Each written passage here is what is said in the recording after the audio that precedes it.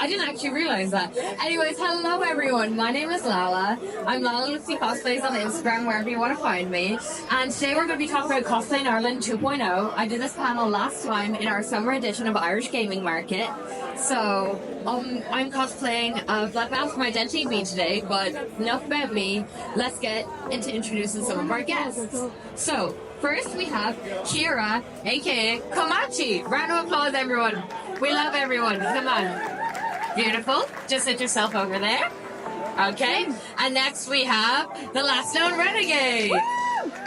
Yeah. Hell's yeah.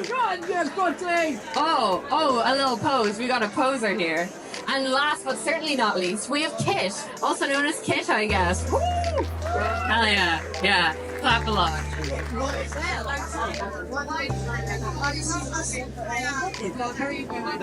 Oh my god. You want to sit here?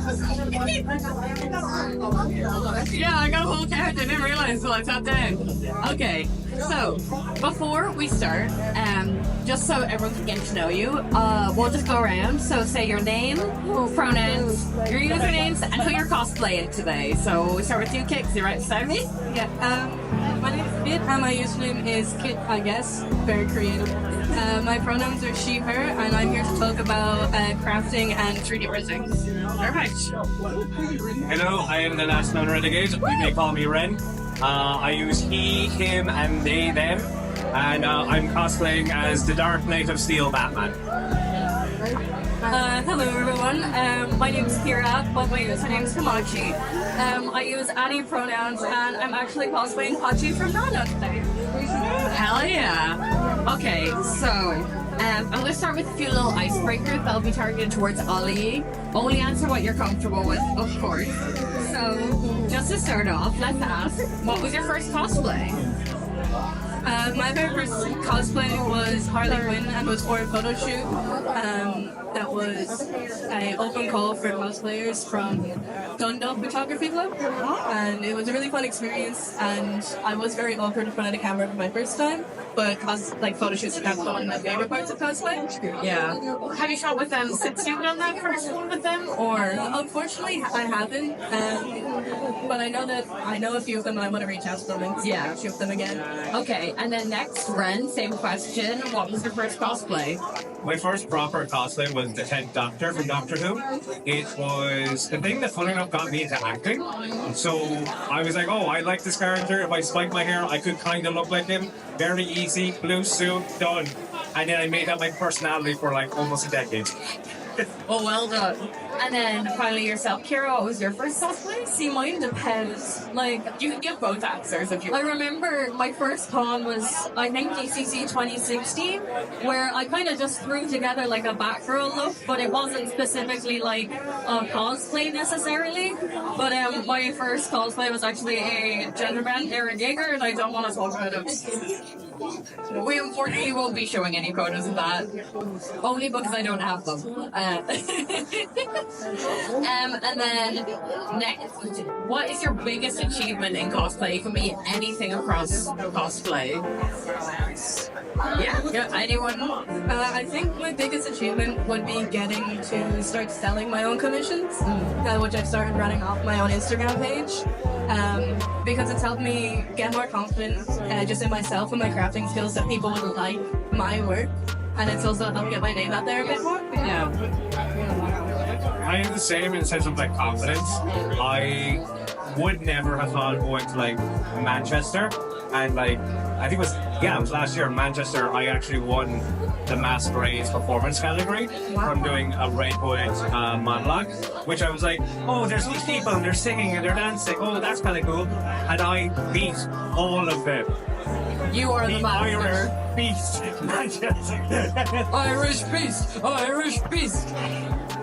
We'll do a chant later, promise. And then yourself, Kira, what would be your biggest achievement with the Ironically enough, my biggest achievement in cosplay would be my win at last IGM. And we'll have more about that later. I have a few questions on that for you. Okay. Yeah. Little sneak peek. And also meeting my lovely partner. Little shout out. Oh my god. Can I get the camera over? Okay, so Who wants to go first for little questions about your particular area about cosplay? Or like rock, paper, scissors? Rock, paper, scissors? Okay.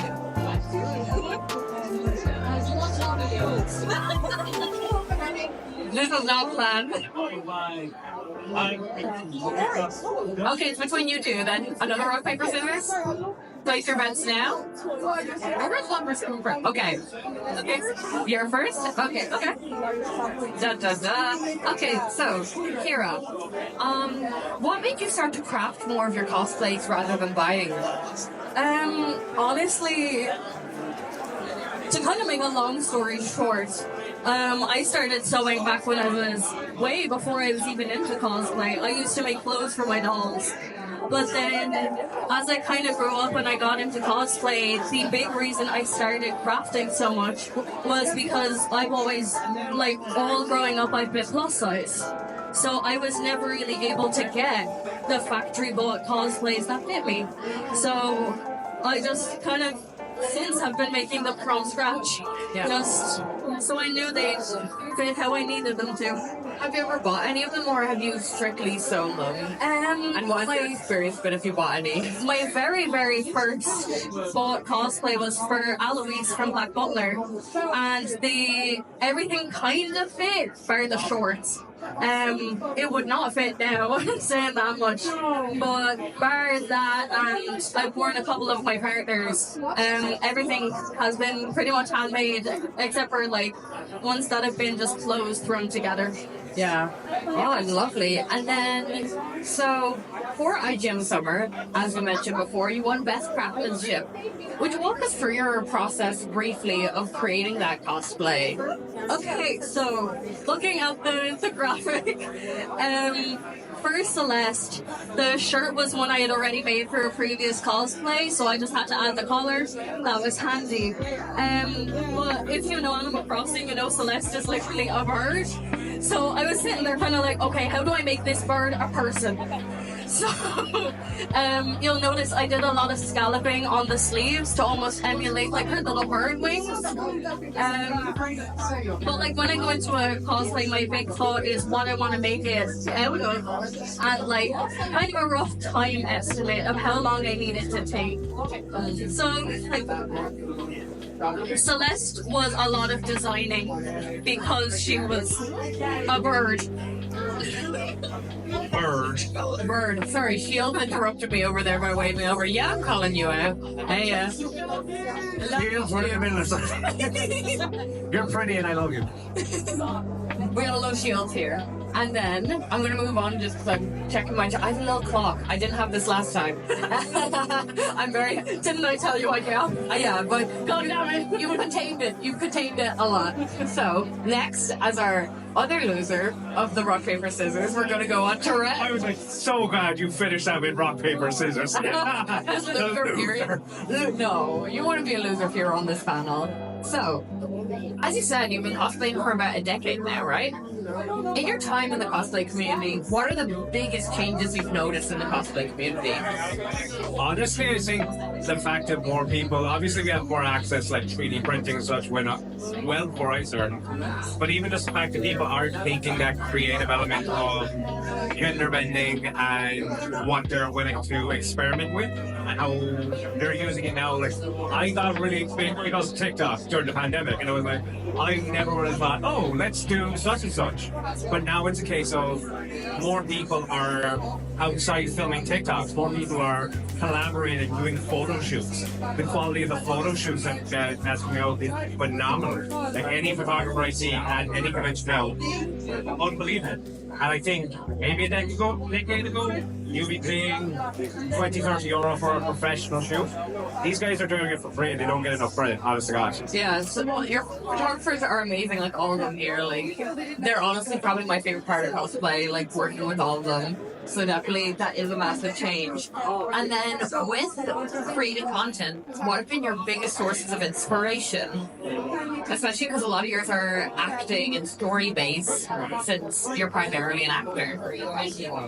So for me, it's always a case of dissecting a character of what really is the core of the character. And I was having a conversation with a friend of you were last night.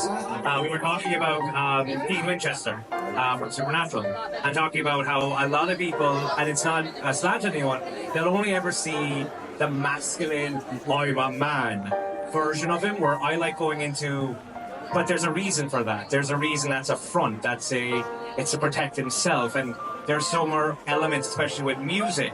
When I'm going through TikTok and I find the sound, it can be one of the most heartbreaking songs you'll ever hear, and I'll go, I can do that with Jason Todd because of X, Y, and Z. Where it's just more of a case for me. I like that element. It's a challenge to take a character that everyone would see as one way and then trying to show off the other aspect of it. Yeah, so it's basically just psychologically dissecting them for entertainment. That's beautiful. Okay, and then Kit, don't think I forgot about you. So, how long have you been 3D printing your props for? I actually only got my own 3D printer less than a year ago. Oh wow. It's been maybe 6 months-ish. And the third thing I ever put through my printer was a full helmet. So I was just not entirely confident based off of experience, but just confident, like, yeah, I can do that. You really just like go big or go home. Yeah. Yeah. And then, what made you get into 3D printing your own props?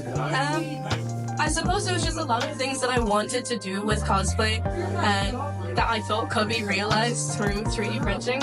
And it was one of my friends, actually, he got his 3D printer before me, and he printed off a few things that I worked on. And I really just liked the process, and I was comfortable with it, and I was good at it. So then I invested in my own 3D printer there not too long ago, and I have it on it the whole time now. I can't stop printing. And so what's the process like for, making the designs and everything of making your props? So could you walk us through the process of it?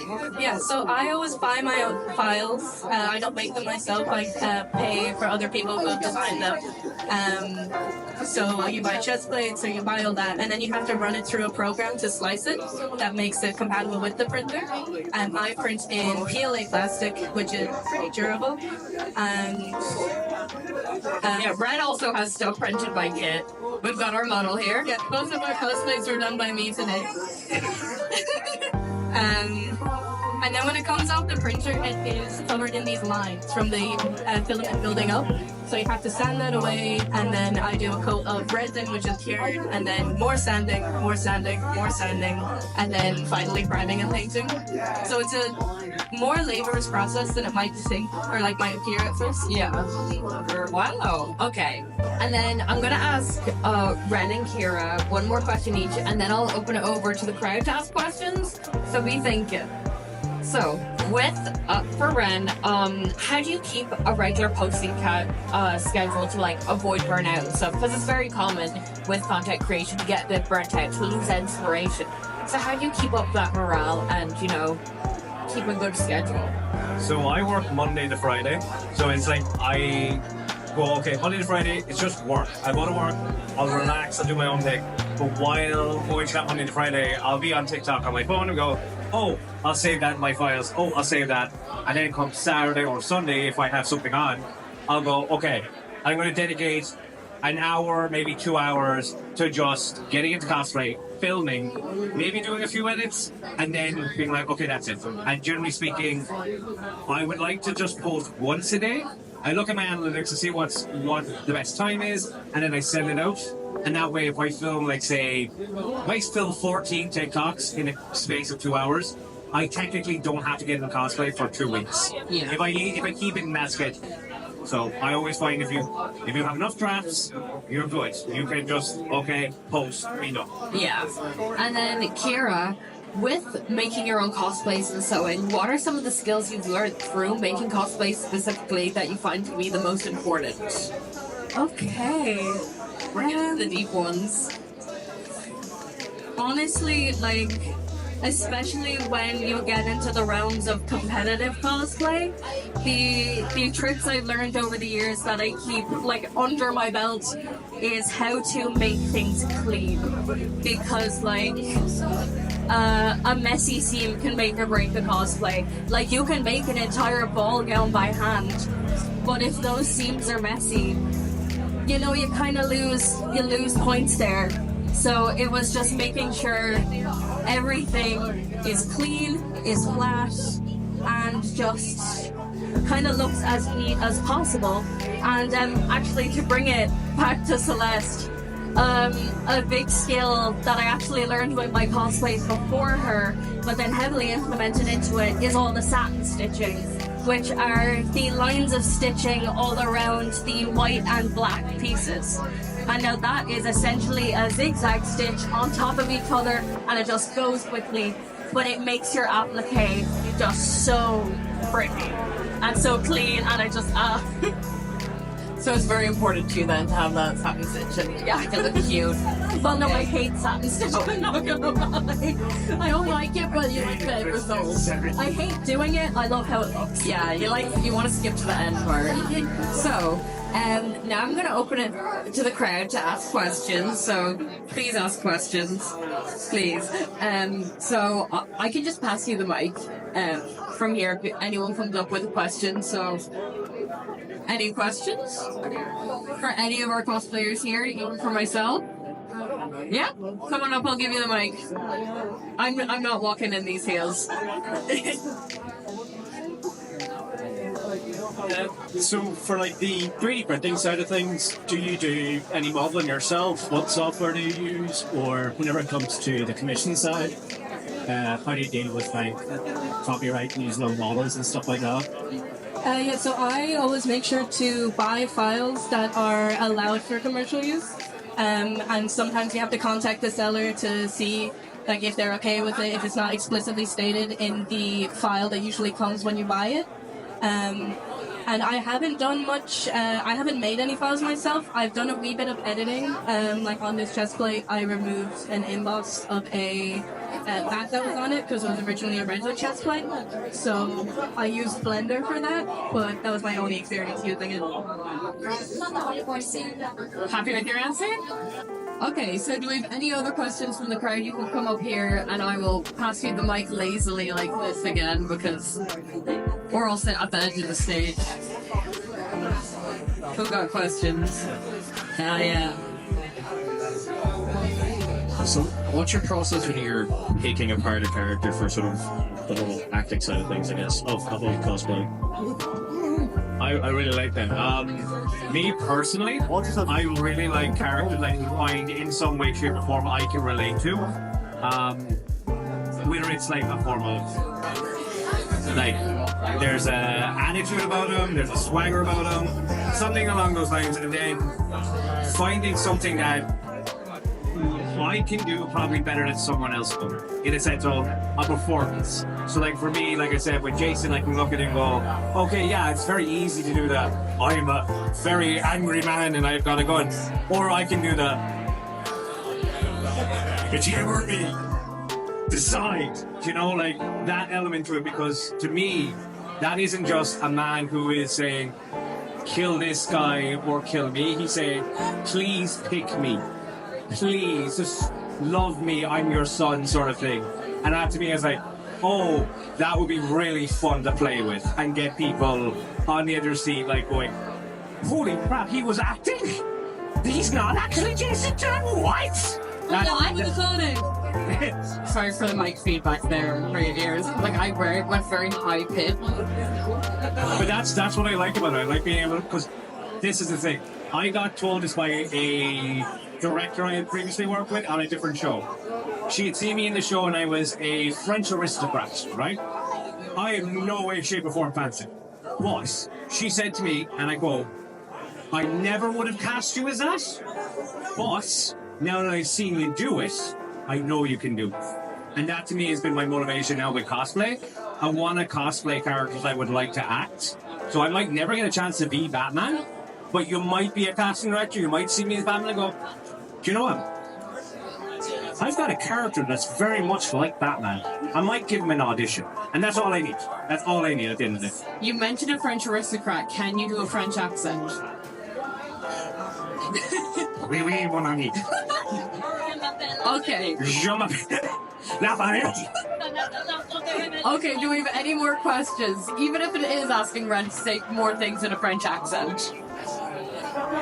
Do we want more things in a French accent? What do you want? You're looking at me, I'm like, If not, we do also have some other questions to allow you to keep your brains cooking a little bit. I like to open it up to the crowd for interaction. Kira gets her mic back. You want to say hi to me again? I have a microphone. So, This isn't a good idea. it's not a good idea for me to have this either, trust me. And so, what would, for each of you, what would your main piece of advice be for anyone getting into cosplay? don't limit yourself. Like, cosplay who you want to cosplay. It doesn't matter if it's a closet cosplay, it's a 3D build cosplay, whatever it is. Just do it and don't bother with negativity. Like, just honest God, do it because you want to do it. Positive vibes, love it. And I'd say don't be afraid of cosplaying at any level, because I think some people get intimidated by the cosplayers that make their own stuff and they have really impressive cosplays. If you just want to do the makeup of a character or wear something that they might wear, that is a valid form of cosplay and shouldn't be looked down upon as opposed to people that spend months making their cosplay, because it's a different experience for everyone and it's a different hobby for everyone. Do not be like me and fully convince yourself you can make a Genshin Impact design in 2 days. So safe to say I don't have a cosplay for tomorrow and I've gotten no sleep in the past week. Yeah. So take it slowly. Like, please give yourself a month, even if you need to sew a singular line. And then let's keep our dreams all big. What is your dream cosplay for all of you? Like, you know, amount of money regardless.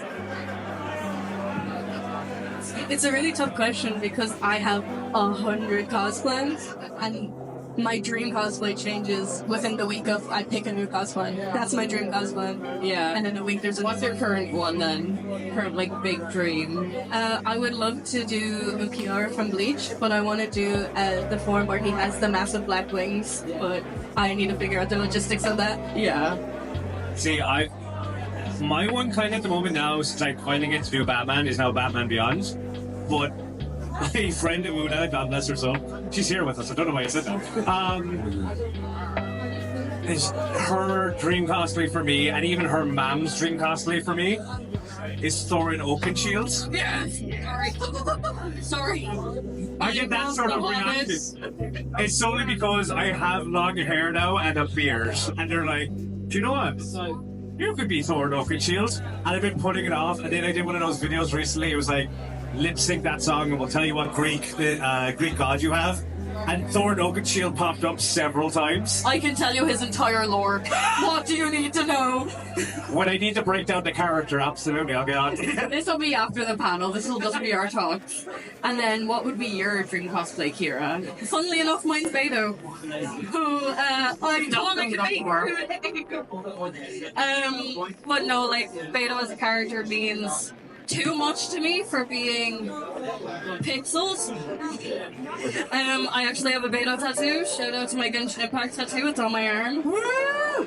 Nerd tattoos, nerd tattoos, nerd tattoo. I have an Animal Crossing one, like, yeah, I'm pulling that down. I've got the TARDIS across my chest. Woo! 30 minutes of arriving to DCC the last time I got a tattoo. What? Did you get a nerd tattoo? Yeah, it's Sakuna's forehead tattoo. On your forehead. On my leg. Yeah. But since I'm working on Beto at the moment, I would have to say my current dream is Movika from Genshin Impact, the Natlan, Archon. I haven't gotten in Natlan yet, so I was like, who's that? She is very beautiful to me. I love her a lot. And then, I'm reading through my questions, I forget how to read. Even though all three of you, I've selected you for your certain talents, but outside of that, what would be your favorite part of cosplay? I think my favorite part of cosplay is getting to see everybody, and I've always had a positive experience going to photo shoots and going to conventions because, like, at the end of the day, we're all into the same nerdy stuff, and we don't have to be like ashamed or like kind of tone it down at all. I just get to nerd out as much as I want with friends who will nerd out with me, and getting to meet new friends and getting to meet my partner and stuff all through cosplays. kind of gonna echo that in the sense like I just like collabing with other like cosplayers, content creators. I also like it when people come up to me and they're just like, oh, I want to do this or I want to do that, and then just being able to like give them actual advice, because it's happened a couple of times now where like I'll get a photo done with, and then I will get a message from someone saying, oh, you know such and such. So I like how small the community can be in a sense. Like I think it was Adam, you said last night that your cousin followed me, and I was like, oh my god, you know Last Known Renegade? I was like, when did I get to that? When did I get to them? Oh, you got a full name, you know. But I love it. You know, it's crazy. Like, there's someone I even saw today, and I met them about like 3 years ago because they were in the same school as my boyfriend. So I saw them today, and I was like, I've not seen you in several years. Anyways, Kira. My answer is actually very similar to Kit's with like, especially because I love cosplaying from a lot more like, well, I say niche things, more so I cosplay the niche characters from the things. Like, especially, no one knows Nana nowadays, but I'll get the occasional person who's like, oh my god, you're Hachi, and I'm like, yes! Yes! So then just being able to be like, oh, okay, come here, let me talk about Nana for 5 hours. But also, honestly, very close second is getting home and taking all of it off. Yeah. And just being able to get into bed and just chill. Yeah. Go to the bathroom in peace, finally, at the end of the day. I love being in cosplay, but I love getting out of cosplay just as much. Yeah. The shower after this is going to be phenomenal. Oh, it's gonna be now, My wig is so itchy. yeah. Now, that is all that we have time for. So, can you all just let everyone know what socials you have, where they can find you, if there's any that are different to these usernames here, or is it all just that? Mine is mostly all the same, so that's for like Instagram, TikTok, except for I do have another TikTok account under my old username, but I don't really use it. The Last Known Renegade under everything. If it's not fully that, it'll just be Last Known Ren. Sometimes the character limit hates me. Yeah. And yourself? Yeah, so my Instagram and my TikTok are both under the Kit, I guess, and my Instagram is both for commissions as well as just posting my cosplays. And I'm Lucy Cosplays on Instagram, and on TikTok my username is Cyrus Spring. Thank you all so much for coming here today. Give our guests a round of applause. And I will see you all tomorrow at the Cosplay Masquerade as I'm one of your judges. Woo! Okay, exit this way. Just for oh my god, am I gonna oops.